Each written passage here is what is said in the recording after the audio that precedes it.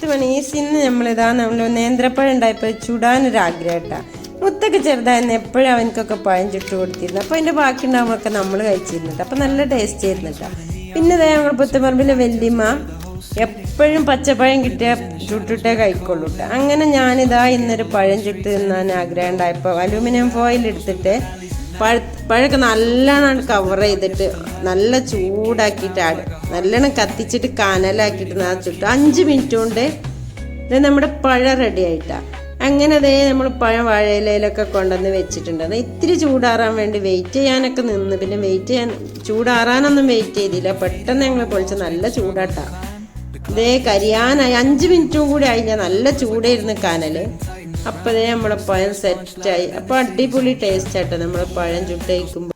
തേങ്ങയും പഞ്ചസാരയും നെയ്യൊക്കെ ഇട്ട് കഴിക്കാനും നല്ല രസം, വെറുതെ കഴിക്കാനും സൂപ്പർ ടേസ്റ്റാണ്. അപ്പോൾ ഓക്കേ.